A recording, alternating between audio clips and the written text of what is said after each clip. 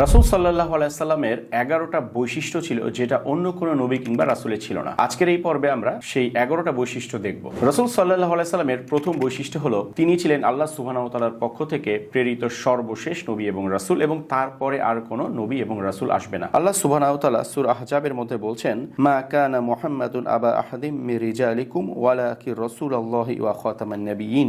অর্থাৎ মুহাম্মদ তোমাদের কোনো ব্যক্তির পিতা নন, বরং তিনি আল্লাহর রাসূল এবং সর্বশেষ নবী। রাসূল সাল্লাল্লাহু আলাইহি সাল্লামের দ্বিতীয় বৈশিষ্ট্য হলো পূর্ববর্তী সকল নবী কিংবা রাসূলকেই কোনো একটা নির্দিষ্ট জনগোষ্ঠীর জন্য পাঠানো হয়েছিল, একটা নির্দিষ্ট এলাকার জন্য পাঠানো হয়েছিল, কিন্তু রাসূল সাল্লাল্লাহু আলাইহি সাল্লামকে পাঠানো হয়েছে সমগ্র বিশ্বজগতের জন্য। আল্লাহ সুবহানাহু ওয়া তাআলা কোরআনের মধ্যে বলছেন সূরা আরাফের মধ্যে, কুল ইয়া আইয়ুহান নাসু ইন্নী রাসূলুল্লাহি ইলাইকুম জামিআ। অর্থ, আপনি বলে দিন যে হে মানুষ, আমি তোমাদের সকলের কাছে প্রেরিত আল্লাহ সুবহানাহু ওয়া তাআলার রাসূল। রাসূল সাল্লাল্লাহু আলাইহি সাল্লামের তৃতীয় বৈশিষ্ট্য হচ্ছে তাকে দেওয়া হয়েছিল রব, অর্থাৎ তিনি যখন কোনো অভিযানে বের হতেন, শত্রু শিবিরে পৌঁছানোর আগেই শত্রুদের অন্তরে তার ব্যাপারে একটা ভয় সৃষ্টি করে দেওয়া হতো, যার ফলে শত্রুরা অনেক ক্ষেত্রেই যুদ্ধের ময়দান থেকে চলে যেত। রাসূল সাল্লাল্লাহু আলাইহি সাল্লামের চতুর্থ বৈশিষ্ট্যটা হচ্ছে তাকে দেওয়া হয়েছিল সবচেয়ে বড় উম্মাহ, এবং তার চেয়ে বড় উম্মাহ অন্য কোনো নবীর হবে না। একদিন রাসূল সাল্লাল্লাহু আলাইহি সাল্লাম সাহাবীদেরকে বললেন, তোমরা কি খুশি হবে যদি আমি বলি জান্নাতের 3 ভাগের 1 ভাগই হবে তোমরা? তখন সাহাবীরা খুশিতে তাকবীর দিয়ে উঠলেন। তখন তিনি বললেন,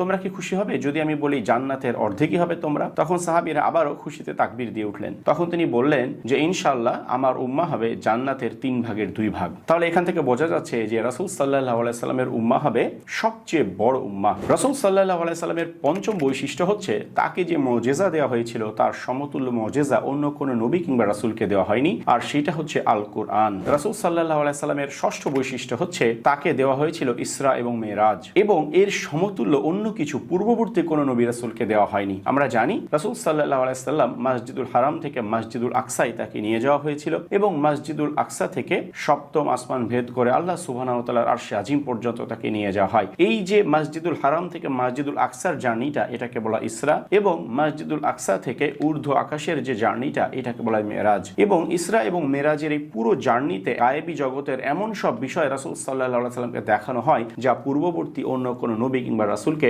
দেখানো হয়নি। রাসূল সাল্লাল্লাহু আলাইহি সাল্লামের সপ্তম বৈশিষ্ট্য হচ্ছে তিনি ছিলেন আদম আলাইহিস সালাম থেকে শুরু করে কিয়ামত পর্যন্ত সমস্ত মানুষের নেতা, এবং একটা হাদিসের মধ্যে তিনি নিজেই বলছেন, আমি সমগ্র বনি আদমের নেতা। রাসূল সাল্লাল্লাহু আলাইহি সাল্লামের অষ্টম বৈশিষ্ট্য হচ্ছে কিয়ামতের দিন সর্বপ্রথম তাকে কবর থেকে পুনরুত্থিত করা হবে, এবং তারপরে অন্যান্য সকল মানুষকে উঠানো হবে। এজন্য তার একটা নাম হলো আল হাসির, অর্থাৎ যার পেছনে সবাই একত্রিত হয়। রাসূল সাল্লাল্লাহু আলাইহি সাল্লামের নবম বৈশিষ্ট্য হচ্ছে তাকে দেওয়া হয়েছিল হাউজে কাউসার, যেটা অন্য কোনো নবী কিংবা রাসূলকে দেওয়া হয়নি। এবং এই হাউজে কাউসার এত বিশাল হবে যে এর প্রশস্ততার ব্যাপারে বলা হয়েছে এটি মক্কা থেকে ইয়েমেনের সানা পর্যন্ত বিস্তৃত, এবং কিয়ামতের দিন এই হাউস থেকে রাসূল সাল্লাল্লাহু আলাইহি সাল্লাম তার উম্মার কিছু নির্বাচিত ব্যক্তিকে পানি পান করাবেন। রাসূল সাল্লাল্লাহু আলাইহি সাল্লামের দশম বৈশিষ্ট্য হলো তিনি সর্বপ্রথম সিরাত অতিক্রম করবেন, তিনি সর্বপ্রথম জান্নাতের দরজায় কড়া নাড়বেন, এবং তার জন্যই সর্বপ্রথম জান্নাতের দরজা খোলা হবে। অর্থাৎ সর্বপ্রথম